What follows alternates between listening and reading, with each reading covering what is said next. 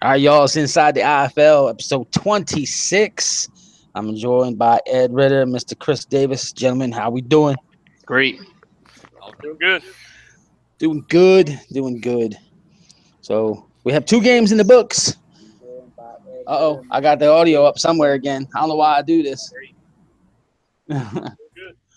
we got two games in the books, two to go. So we can just do a little recap on the two games that took place. We saw the Pack lose to the Bulls. This is twice they've lost to them by 10 points, which is crazy. We just had a hell of a defensive battle that saw the Liberty get its second victory over the Stallions. Goddamn, I almost forgot who they played real quick. So my question to you, gentlemen, real simple. I'm losing my mind. Real simple. That's two games that have taken place this week that are week two, or I would call rematches. That's the word I'm looking for, from week one. Both rematches that we've seen has witnessed the winner win again. Does that mean the Cobras beat the Kitsune and the Outlaws beat the fight? It's possible. Possible. Yeah. Even though I'm not gonna. I can't say anything. Because I can't say that the Outlaws is gonna beat the fight. Well, of course you don't want to I'm say from that. Philadelphia. I mean, like, the hell do you expect? Yeah. I'll ask Ed then. Ed, what do you think? Oh, it could happen. Could easily happen, and then it could easily go the other way. That's what's great about the IFL. And here's what's great. Of those two games that are left, if either team wins either game, it's not going to shock me because I think both these games could be that close. Or I'm going to say it now. I expect those games to be so close or they're going to be blowouts. I don't think there's going to be any medium with those games. Wow.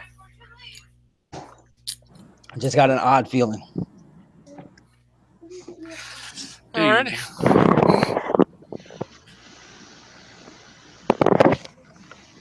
All right. Well, got to give some love to Cody Ewing. Shared the post about Inside the IFL and the game just now on Facebook. Give some love to Alex, who retweeted some of these things. All I got to say is if you want a team in this league, follow those two guys' leads because those are the two who've been really going well high and above what they need to do to get teams. That's why one has 75 points, the other has 68 points, and the next closest guy is only in the 40s. Wow. So Shows you, man.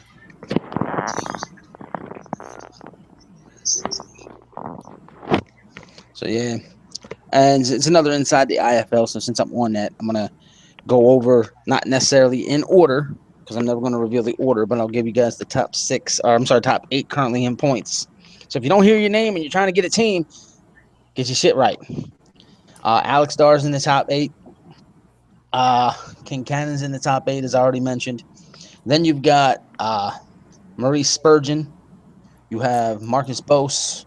You have DW6 Killer. You got Mark Chisholm. Mighty RX, Mr. Max Paul. He's in there. So, and I know I'm missing one person. I'm trying to think. Oh, Charlie Monk. He's in there. So we got these guys that are all battling for the team. The Capones are right on the hunt. And then we got a couple other guys trying to sneak in there. But, do your thing. Remember, make some Slack posts. Submit suggestions, comment on videos, news stories, attend live broadcasts, retweet, get a job with a team, attend a live game, share things on social media. Easy way to score points. Real simple. I'll give Alex his points. As I said, he's got 75 points. He's in first place. I'll just say that now. Alex Darr is in first place, 75 points. No bullshit. If you do everything you need to do in one day, you could cut more than half of his points away. You can do it. It's simple. It's real easy to do. Just be active. So, anyway, let's touch on the two games that have taken place. Let's start with the Pack and the Bulls. The game that took place yesterday. Whichever one of you want to start, what was your thoughts on that game? Man, I think the Bulls got the Pack's number. That And could happen. I mean, like, especially when it goes to that running back. It's funny how didn't I just mention the last time I was here? I literally said that if the Pack cannot stop that running game, it's gonna be a problem. And the crazy thing about that is that part of it was the running game, but then part of it was also the passing game too. So I'm like, oh man, just man. It was a close game though, but that pick six that was a dagger. 2 of them, I believe, right? So, Yep. hey man, I don't know what Yeah. that pack is doing defensively. Offensively, they can get it going, but Well, since you make that statement, I'll say this statement. If the pack don't throw 2 pick sixes, the defense did its job to win the game. yeah. The 2 pick sixes was the major difference in that game, in my opinion. But hey man, Raphael Lil John got 109 yards that game. Telling you, like he was keeping them on their feet. Granted, he didn't score a touchdown, but he made Yards don't mean shit to me. shoot. Yeah, I'll give you that. It don't, but at the same time, it shows you that when the Bulls can get the run game going, they can become a balanced team offensively. Yeah, I'll agree with that. Well, I ask this since we talk about points and yards. If my option is to give up 500 yards and 20 points or 400 yards and 10 points, I'll give up the more yards. Point made. But hey, Yards don't TJ produce Speaks threw 2 nice touchdowns. I mean, that's one way to look at it. 3 nice touchdowns. Then not long after that, it was just to rely on the rest of the defense. Yeah. Their defense proved to be the better team than this time around. Not once, But I don't think you guys will disagree with this, but wouldn't it be fun to see them 2 play every week?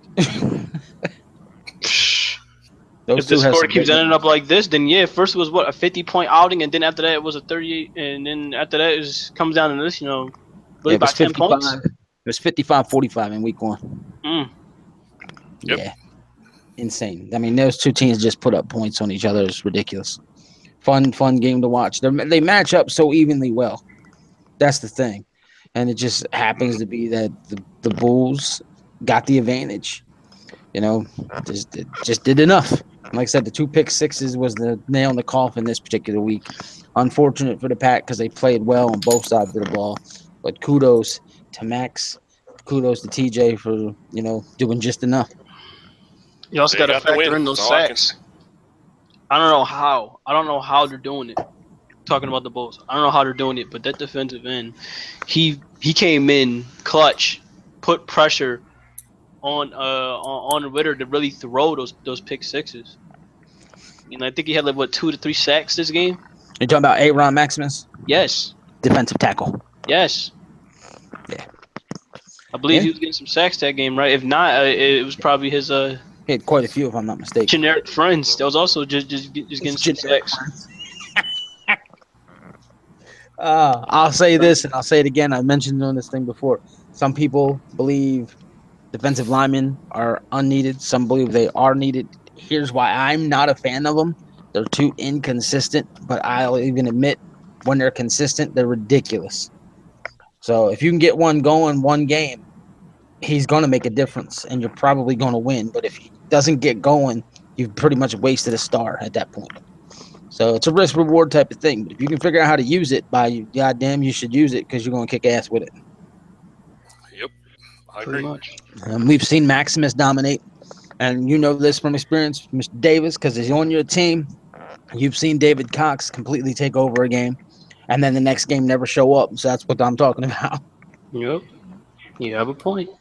So once we find a defensive coordinator in our league here that can learn how to use one and him be consistent week after week, you might as well just go around them the champions and say, we were who they thought they were. Man, at this point, people would be wanting to take lessons on whoever would be that defensive coordinator. Right. That could actually get the defensive line to, flourish and become a deadly weapon in this game because, well, I'm pretty sure we made it clear there's really only one lineman, preferably 2 linemen, that's only been dominant in this game. But the only issue with that was that, you leave a better chance of having a wide open either receiver or, a running back takes it for a touchdown. It's all a matter of really, really how you can use these defensive linemen. There's only been a rare few that know how to use them correctly. And maybe I'm crazy. But I think we'll give Mark Chisholm some props because I think his defensive linemen have been the most consistent as a whole. They don't put up the big gaudy numbers that some teams do with their players, but I think consistently, week after week, game after game, I think they have done the most as a whole. And he's working with Danger Moon and Willie Blackheart, so he's got two, and that could be the reason why they're stepping up with it. Yeah, could be it. But the same, but hey, we'll see. We'll see if those two can really step up against the Kitsune an hour from now. So it's gonna be a very interesting matchup with those two. Because the first game, we all know how that one ended up. The second one, you already know the Kitsune is gonna be looking for revenge. Right. I agree. Mr. Ritter's a little quiet over there right now. I wonder why. Just listening. Like, he's focusing on something. Just listening. Yeah. It said week 8's over for the Pack. He's already focusing on week 9. Is that what's going on? I wouldn't blame him if that's the case. I mean, you lose like that to the Bulls. I mean, you got swept by the Bulls, and you could potentially get swept by the Kitsune the week after this. Yeah, I would be focusing my ass off. Getting swept by two teams is not the way to go. Ed, are you focusing that ass off? Sweat it. I don't freak out. I don't get nervous. I don't. Yeah. You lie. No, I'm playing. That's the honest to God truth. I don't fucking freak out. Oh man. Ain't no sense in freaking out because all you can do is set your team up the best you can. Hope you pick the right plays, and if it works, it works. If it don't, it don't. Oh, fucking well. Because I'm not the one pushing the buttons. Oh, I want to get off topic real quick just for a moment. I'm going to touch on this in more detail on Monday's episode of Inside the IFL. There's been talk about the upcoming season, and I just want to throw this out there because I'm going to try and take the next 48 hours to solidify all rule changes and put them into play. Well, actually, be 47 hours because we'll probably go live at 2 o'clock on Monday. But I want to get all rules set up for season 2 to announce what compensation players are going to get, just for the simple fact some owners are a little concerned, a little worried when it comes to contracts and no contracts, this, that, and the other. Also understand that owners, you have to get in touch with me by next Sunday. Okay, I need to be prepared for Monday. So you have until the 16th into the 17th. I'm sorry, the 23rd into the 24th to let me know what the contracts are for all 14 players on your team. You don't need to send it to me now. Just send it to me next weekend.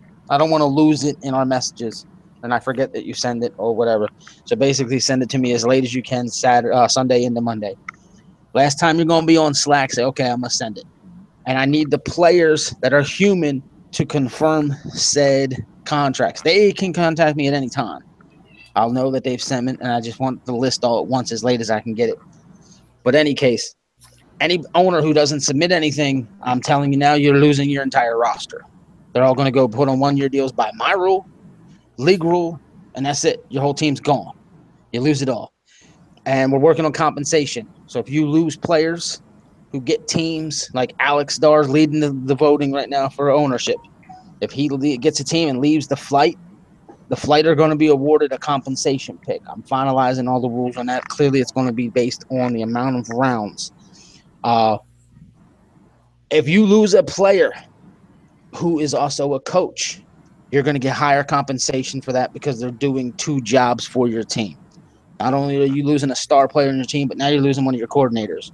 That's a bigger blow as far as I'm concerned. Deserves a higher compensation. So just for some easy numbers, let's just say we're going to have a 3-round draft. You lose a player, you're going to get a 3rd-round compensatory pick. If you lose a player who's a coordinator, it'll be a 2nd-round compensatory pick, and they'll come at the back end of the draft in that particular round. And real simple, whoever's picking higher in the round, their compensatory picks will be higher. I'm not going to take the time to sit here and use my personal judgment. Oh, he was more important than that one, because that can be it's all opinion. And when it's all opinion, it can be biased. So I don't want that. So if a team picks 4th and another team picks 12th and they both get compensatory picks, the team that picked 4th, their compensatory pick will be higher than the one that picked 12th. I think that's real simple and easy to follow. But I'm going to break all these rules down into detail. This way, owners know now, and they'll have a few more days to finalize what they want to do with their team. And real simple, if you got a guy under contract and you're afraid he's going to leave your contract alone. Get yourself a compensatory pick out of it if you think you need it. If you're not worried about it, you want to be the gentleman and let him walk, go for it. It's your call. It's your team. You have the power. You have the control. It's that simple. In this draft right now, if you go look at our Slack, we have at least 7-8 guys, I believe, that are on our Slack now that have sent in contracts. I'm looking at my list now, and I'm looking at about 10 players. Yeah, 10 players that'll be in the draft next season that I know of for sure. Current team, our players are retiring guys. They're going to be put in the draft. So as of right now, I know we're going to have about a 2-round draft, at least at minimum, and I expect that to get a lot higher as we get closer to season 2. But back to this season. Any final thoughts on Liberty Stallions Pack Bull games before we discuss these upcoming games? No, I don't have much else to say. Both games The two Both games were awesome. Awesome. Yeah, I enjoyed the one that just happened for sure. It was a very defensive struggle. I love defensive games more than offensive games. Tax, could you give me the score one more time, please? Say how? Could you give me the score one more time, please? I believe it was 20-7, 17. Which one? One that just happened now? Yes. 17-9. Oh, okay. Thank you. Yeah, that's what it was. Okay. Alan wants to know if you can refuse compensation. If you don't want a compensatory pick, that's up to you. Get rid of it. Sure. That's right. I don't give a shit. If a guy wants to decline, the compensatory pick's going to be awarded regardless. If it's your turn to pick and you don't want to take a guy, well, then that's your choice. But I don't know how guys are going to fill their rosters if they don't. So, but we're going to get into, like I said, I'm going to get into all the rules going into next season and how it's going to break down and what steps are going to be taking place and what's going to happen first, what's going to happen second. So we have a guideline of how things are going to go. So you can start preparing your teams, and these teams are these guys who are trying to get ownership can start plotting in their head what they want to do. And see how they want to start building their team in their eyes. Because you never know who's going to be a free agent, who's not going to be a free agent. As of right now, we're doing the whole, you got to release 3 guys to the expansion draft. Just a heads up, that might not even happen now, and I'll explain more on this on Monday as to why and to how and what the direction is going to be. And I think what I've come up with just the other day, I talked about this with Ed. We're kind of on the same page. It's going to be a much smoother transition the way I just thought about it. So we'll see. Anyway, 2 games coming up. We got a game less than an hour. The Bulls, or not the Bulls, the Cobras and the Kitsune. We saw the Cobras win at home in week 1 in a thriller, 33-31. Coming into this game, the Kitsune is coming in on a loss to the Bulls, 45-38, and the Cobras are coming in on a loss, 45-24 to the Pack. So, and unfortunately for the Cobras, they lost again in week 6. The poor Cobras' last victory was in week 5. It was a 30-6 victory over Boston. So I ask both of you, can they bounce back this week? They have to if they want to avoid getting swept by the team that they nearly lost to. Well, that they basically wasn't near lost to. I think they will, because for me, it's like the Cobras are an entirely different team than they were earlier in the season, and that's not in a positive light. That's in a negative light. Right. So, and if anything, outside of a few losses or even a loss here and there for the Kitsune, they found their stride. They normally, I don't know what Ramos has done, but he knows what he's doing, and I'm just hoping that, I'm hoping that Taco is prepared, because if he sees exactly what others have seen when they've gone up against his team, more specifically his defense, they've seen that, well, we already know that we're going to get the interceptions coming from King Cannon, but we need to take full advantage of that. We need to put some points up on the board. So I already know that's going to be in the back of Ramos' mind coming into this game. So from how I see it, I can see it coming out as the Kitsune with the winner. can't really give a score prediction because man, I could just see it being another close game all over again for some reason. But this time it will be on the other side. So that's how I see it. There you go. Oh, I just want to throw a big shout out to the Liberty real quick because I didn't get a chance to throw this out when we just mentioned him. For 3 weeks, they've had their new offensive coordinator, and in those 3 weeks, they're now 2-1. Something that might get lost when you look at their record. So they've won 2 of their last 3 games, which is pretty good. So, all right. I love that. It'll be insane. It will be insane if they pull the New York Giants.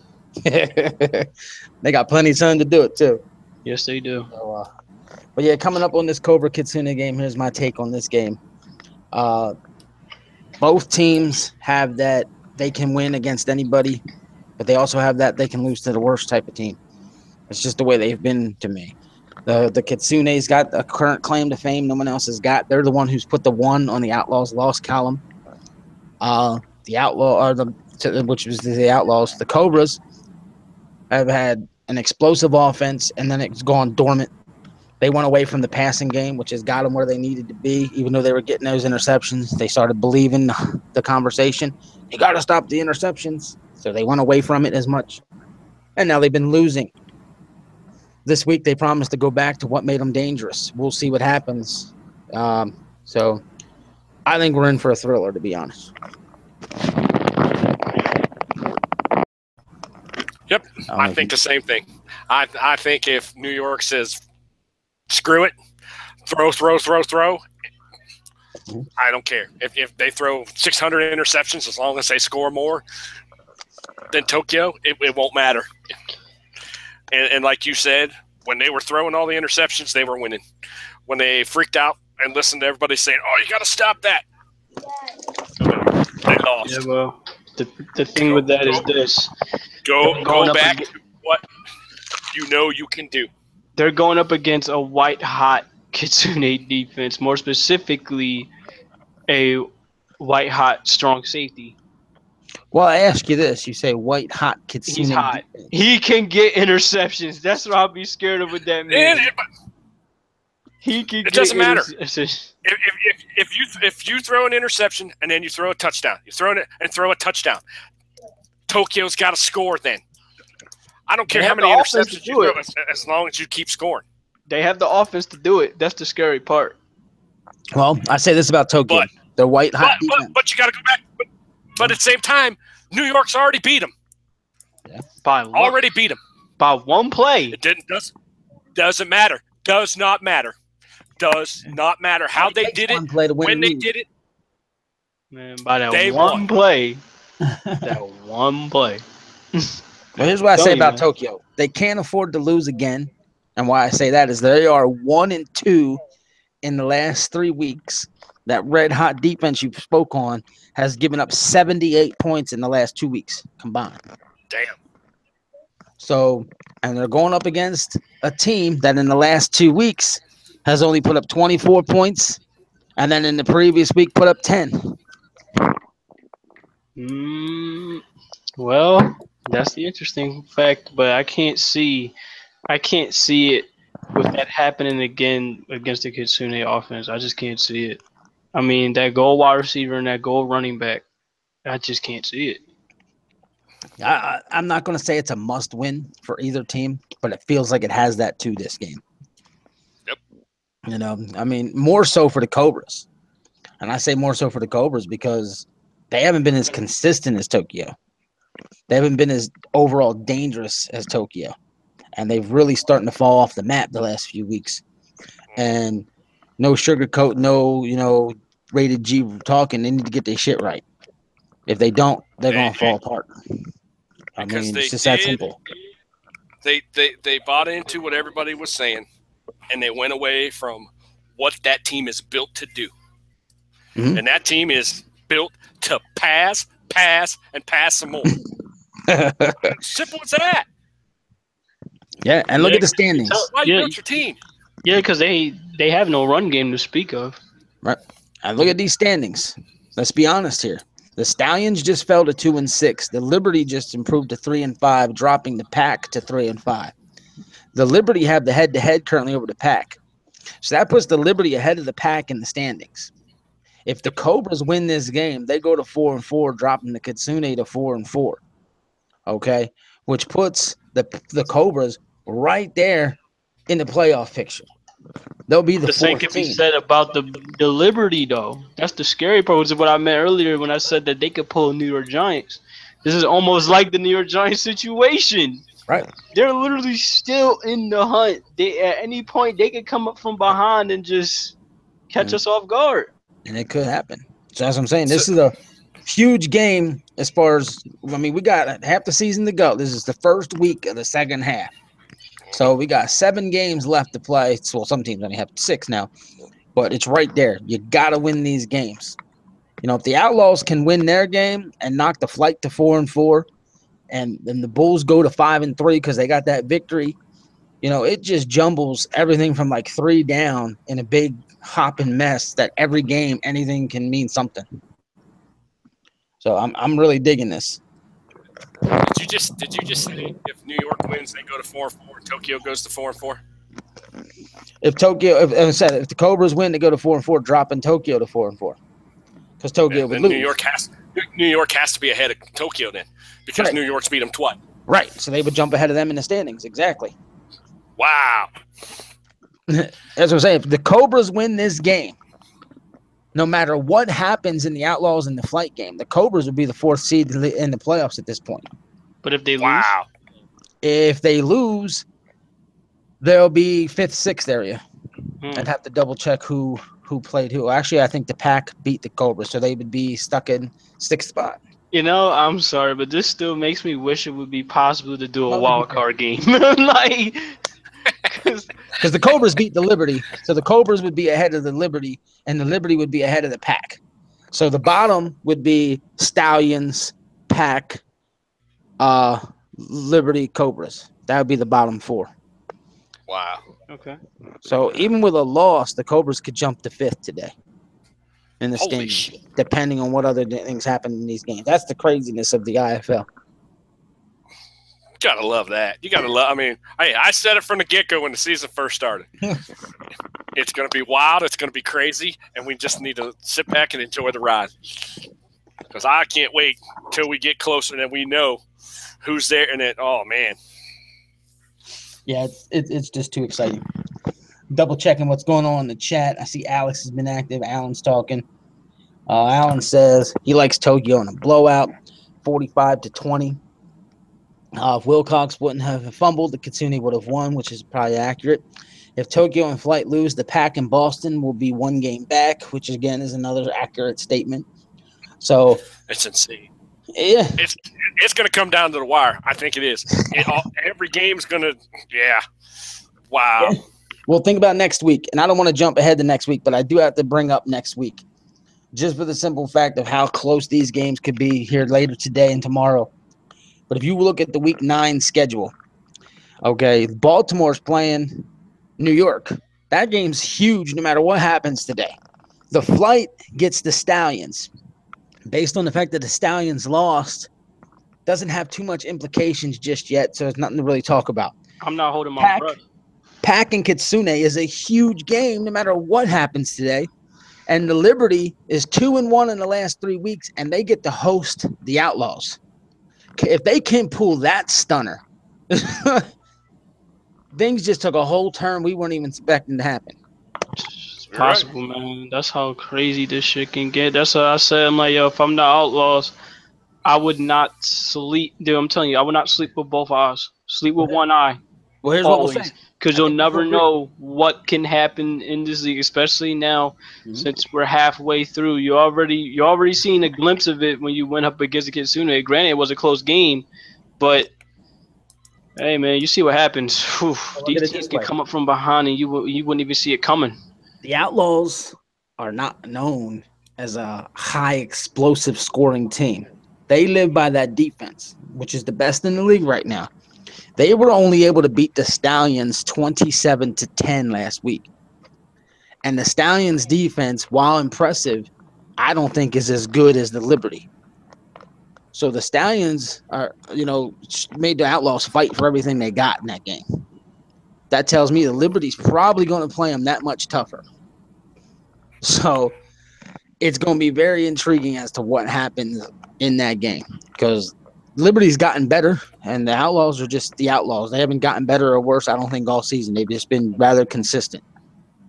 Mm-hmm. So, I mean, like I said, look at the points that the Outlaws have put up. They barely touched 30. I mean, the first 2 weeks, 37 and 34. And then after that, they scored 27, 28. Then they got that 36-point game, but then they've had 23 and 27. They're a mid-20s scoring team.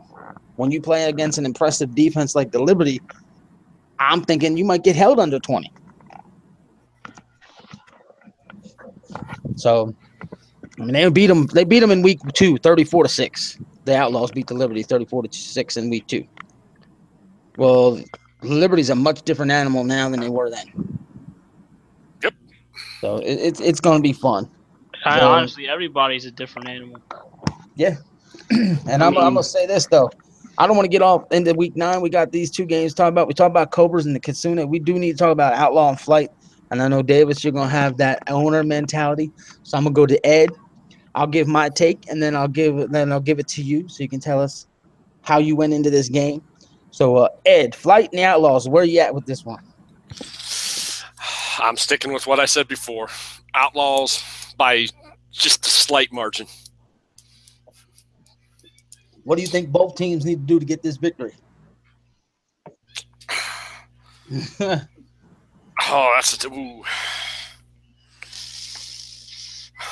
Outlaws just got to do what they're doing because they're the Outlaws, plain and simple. It's, they can't argue with what they've done, what they're doing. The Flight, he's got to keep that offense going like he's got it going, and I hope the defense can hold the Outlaws. And I mean, it's going to be closer than everybody thinks. I think it's going to be. It could be, down to the last play of the game. I think it's going to be that close. I really do. Well, I look at it this way: if you're the Outlaws, you just got to stop the running game. The Flight have been a quote-unquote one-dimensional team the last few weeks, but with one dimension, it's been impressive. It's been dominant. They're putting up points. I mean, they put up 45 and 52 in the last 2 weeks. That's 97 points in the last 2 weeks. That's crazy. And all you're doing is running the football. Just running the football. That's all you're doing, and you're dominating. So the addition of Frost has been huge. It's taken the stress off Northrop, keeping him fresh, keeping him ready to pound the ball at any moment. And his fresh legs, his 100% health, if you will, has been key to that power. They eat the clock. They destroy the clock, which keeps you off the field. It's just absolutely freaking insane. So to me, they just need to stop that running game. And I honestly am going to go right to the running game statement.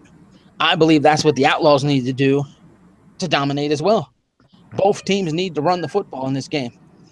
I know Davis might have his thoughts and his opinions, but to me, a lot of people say, you got to do this, do this, do this. Well, my honest opinion, I'd run the ball at the Flight. Just my opinion. I could be right, I could be wrong, but I think whichever team does the running game better tomorrow is going to win that game.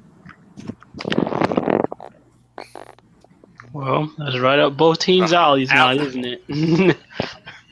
I mean, Alex just posted, can he get in the call? All right. And I'll say this. I think that's one of the reasons why the Outlaws have not been as dominant as we thought they could be. They don't run the ball enough. And I'd agree with that. People might say I'm only saying that just because even though I'm running this league and it happens to be my player as the running back, I trust in the build they put on my player. And when they run the ball, they're effective. I think they lean too much on the passing game, and I honestly think in the IFL, these secondaries are ridiculous. I think they're just so damn ridiculous. It's hard to be effective through the air, and I think that's one of the reasons why the Cobras throw so many interceptions. Even the Bronze and the Cobras, man. I'm sorry, the Bronze and Cobras, the Bronze cornerbacks, Bronze or even Copper cornerbacks. You know, they shown they can pick you off. They can cover in this game. Do not underestimate those lower tier corners because they will catch you by surprise. Well, when I mentioned free safety Sean Taylor Yeah, of the Cobras, you instantly think that's a hell of a player. yeah, because I mean, like he's right there to stop the. I mean, like he can be right there to stop the run. I mean, when the flight went up against the Cobras, he was almost there every tackle. I think he was there every tackle. So, you know, he's dominant for that defense. I mean, when it goes to stopping a run, I mean, he can make a 10-yard gain. He could just limit it to like probably 6 yards, 6 or 5 yards. He can even stop a potential touchdown. So he's just one of those safeties that can do that. And that's why I mentioned it. I mentioned Taylor because he's a two-ability copper. A two-ability copper, and from as far as I'm concerned, he's been just as good as any free safety the league has right now. So, just an opinion. That's how good the secondaries are in our league. So I know we got this game going live at about 4:00. Well, not live, and it might be live. I don't know. I think this one's on a record. Yes. All right. So this one will be going up in about a half hour. So since this one's going up in a half hour, the hell? We got Zeli in the chat. If he didn't work so much, he'd be on more, he said. So I won't even worry about it. yeah. So I look at it this way. Just us giving our opinions. Opinions. Well, our thoughts in this case on such game, such and such.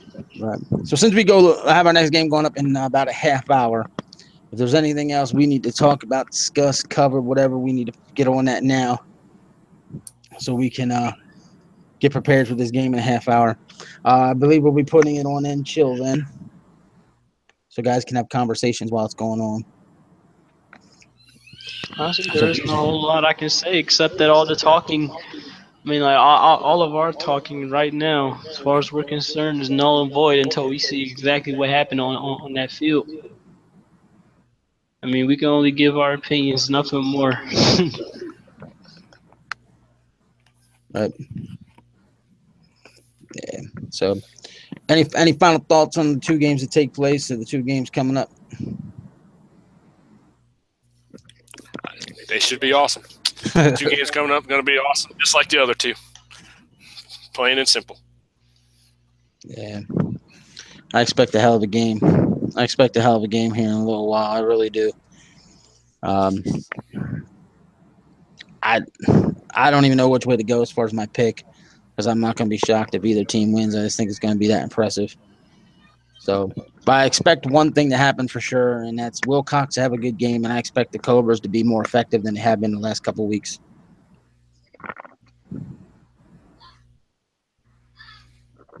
Yeah. Just my take on the game. So, if we don't have nothing else to say, we'll wrap this one up, because right now it sounds like we're stumbling around. Yep. Yeah. It does. I think we're good. Exactly. So, in a half hour, ladies and gentlemen, you got the Cobras and the Kitsune in Tokyo. And then tomorrow night, I'm going to make the announcement on Slack as well. If I'm going to run the game, I'm going to test out some of my equipment here in a little while, make sure I'm good to go. If I'm going to run the game live, it was originally scheduled for 8. I now work tomorrow night. I got to work tomorrow instead of working on Thursday, which is my birthday, so I got the 2 days switched up. So if I'm running the game live, it's probably going to go on YouTube Live at 7 p.m. as opposed to 8. This gives me time to run the game, get it on and off the air, do the final things I need before I'd have to leave for work. If not, then Chris will have the game and take care of it from there. So, and I expect to be able to let everybody know what we're doing one way or the other, hopefully before the end of the evening. So just be able to look for that announcement when I make the announcement on Slack later today. So if I do it at 7 o'clock live tomorrow night, if not, it'll just be on a record and get dropped at 8 o'clock as planned. So, all right. 4 o'clock. Remember, ladies and gentlemen, 4 o'clock. That's in 30 minutes. You got the Kitsune and the Cobras. It's going to be a hell of a game. Playoff implications are huge in this game. going forward. So get your seatbelts ready. Davis, no more comments. Nope, none. Ed, no more comments. I'm good. And I was gonna get Alex on, but I didn't realize how late it was. So Alex, make sure you're awake and ready to go. I'll get you in on Monday when we do the next one. I apologize. All right, Chris Davis, Ed Ritter, Doug Bose was inside the IFL. Catch you on the field in 30 minutes. Later.